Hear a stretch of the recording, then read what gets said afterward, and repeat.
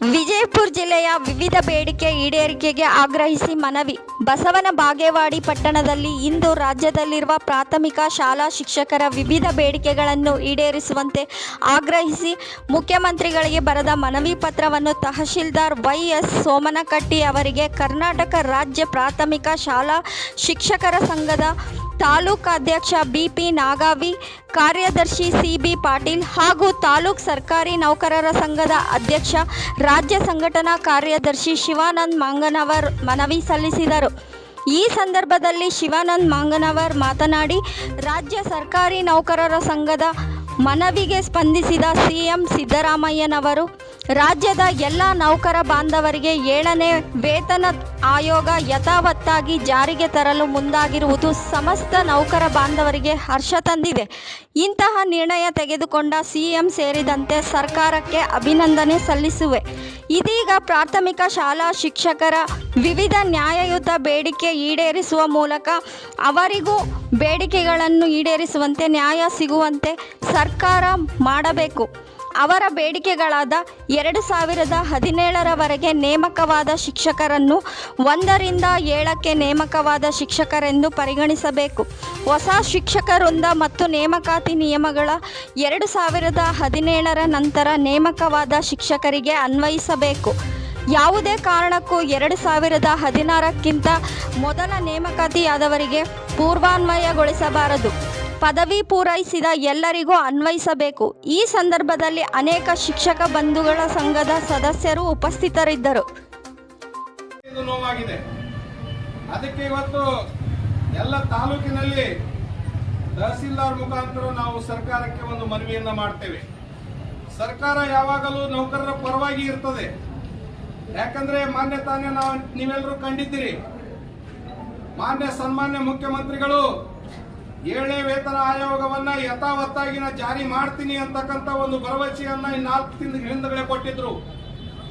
ಆ ಭರವಸೆಯನ್ನ ಈಡೇರಿಸಿದಂತ ಧೀಮಂತ ನಾಯಕ ಸನ್ಮಾನ್ಯ ಮುಖ್ಯಮಂತ್ರಿ ಸಿದ್ದರಾಮಯ್ಯನವರಂತರೇ ಘಂಟಾಘೋಷವಾಗಿ ಹೇಳಿಕೆ ವಹಿಸ್ತಾ ಇದ್ದೇನೆ.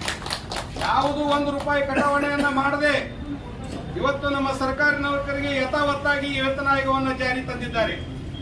ಅದು ಅಲ್ಲದೆ ಈ ಸದ್ಯ ಮುಖ್ಯವಾಗಿ ಉಚಿತ ಆರೋಗ್ಯ ಚಿಕಿತ್ಸೆಯನ್ನ ಕೂಡ ತರಲಿಕ್ಕೆ ಮುಂದಾಗಿದ್ದಾರೆ. ಅವ್ರು ಹೇಳಿದ್ರು, ನಾವು ಯಾವ ಸರ್ಕಾರಿ ನೌಕರರಿಗೆ ವಿರೋಧವಾಗಿಲ್ಲ, ನಿಮ್ಮ ಸೇವೆಯನ್ನ ಮಾಡಲಿಕ್ಕೆ ನಾವು ಸದಾ ಸಿದ್ಧರಾಗಿದ್ದೇವೆ ಅಂತ ಹೇಳಿದ್ದಾರೆ. ಅದ್ರ ಜೊತೆಗೆ ಇವತ್ತು ನಾವು ಈಗೊಂದು ಮನವಿಯನ್ನ ಈಗಾಗಲೇ ನಮ್ಮ ನಾಯಕರು ಕೊಟ್ಟಿದ್ದಾರೆ. ಆ ಮನವಿಯಂತೆ ಈ ಒಂದು ಬೇಡಿಕೆಯನ್ನ ಕೂಡ ಈಡೇರಿಸ್ತಾರ ಅಂತಕ್ಕಂಥ ಭರವಸೆ ನಮಗಿದೆ. ಯಾವುದೇ ಸರ್ಕಾರದ ನಾವು ವಿರುದ್ಧವಾಗಿ ಇವತ್ತು ನಡ್ಕೊಳ್ತಾ ಇಲ್ಲ. ಯಾವ ಸರ್ಕಾರಕ್ಕೂ ನಾವು ಘೋಷಣೆಯನ್ನ ಕೂಗ್ತಾ ಇಲ್ಲ.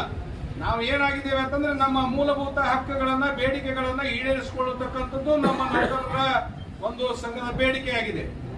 ಅದಕ್ಕಾಗಿ ಇವತ್ತು ನಾವೆಲ್ಲರೂ ಇವತ್ತು ಒಕ್ಕಟ್ಟಿನ ಬಲವನ್ನ ತೋರಿಸಬೇಕಾಗಿದೆ.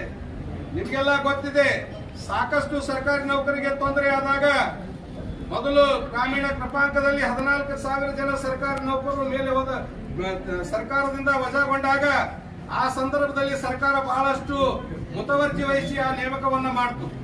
ಅದೇ ರೀತಿಯಾಗಿ ಇನ್ನೊಂದು ಮಾರಕವಾದಂತ ಇನ್ನೊಂದು ಕೆಲಸ ಏನು ಅಂದ್ರೆ ಹಳೆ ಪಿಂಚಣಿ ವೇತನ ಆಯೋಗ ಜಾರಿ ಆಗಬೇಕಾಗಿದೆ. ಇವತ್ತು ಹೊಸ ಪಿಂಚಣಿ ಯೋಜನೆ, ಯಾಕಂದ್ರೆ ನಿವೃತ್ತಿಯ ನಂತರ ಸರ್ಕಾರಿ ನೌಕರರಿಗೆ ಅದೊಂದು ಬಹಳಷ್ಟು ಮುಖ್ಯವಾದಂತ ಹಳೆ ಪಿಂಚಣಿ ಯೋಜನೆಯನ್ನ ಜಾರಿಗೆ ತರ್ತಕ್ಕಂಥದ್ದು ಮಾನ್ಯ ಮುಖ್ಯಮಂತ್ರಿಗಳು ಉಪಮುಖ್ಯಮಂತ್ರಿಗಳು ಕೂಡ ನಾವು ಮಾಡ್ತೀವಿ ಅಂತಕ್ಕಂಥ ಒಂದು ಭರವಸೆಯನ್ನ ಕೂಡ ವ್ಯಕ್ತಪಡಿಸಿದ್ದಾರೆ.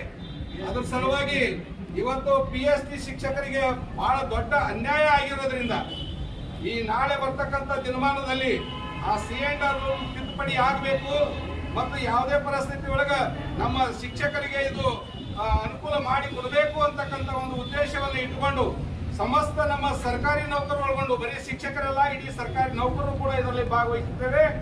ಎಲ್ಲರೂ ಕೂಡಿ ಜೊತೆಯಾಗಿ ಮಾನ್ಯ ತಹಸೀಲ್ದಾರ್ ಸಾಹೇಬರಿಗೆ ಮನವಿಯನ್ನ ಕೊಟ್ಟು ಇದನ್ನ ತಹಸೀಲ್ದಾರ್ ಸಾಹೇಬರು ಕೂಡ ಮೇಲಾಧಿಕಾರಿಗಳಿಗೆ ಮುಖ್ಯಮಂತ್ರಿಗಳಿಗೆ ತಿಳಿಸಿ ಈ ಒಂದು ನಮ್ಮ ಸಮಸ್ಯೆಯನ್ನ ಪರಿಹಾರ ಮಾಡಿ ಕೊಡಬೇಕು ಅಂತೇಳಿ ಅವರಲ್ಲಿ ವಿನಂತಿಯನ್ನ ನಾನು ಮಾಡಿಕೊಂಡು ನನ್ನ ಮಾತನ್ನು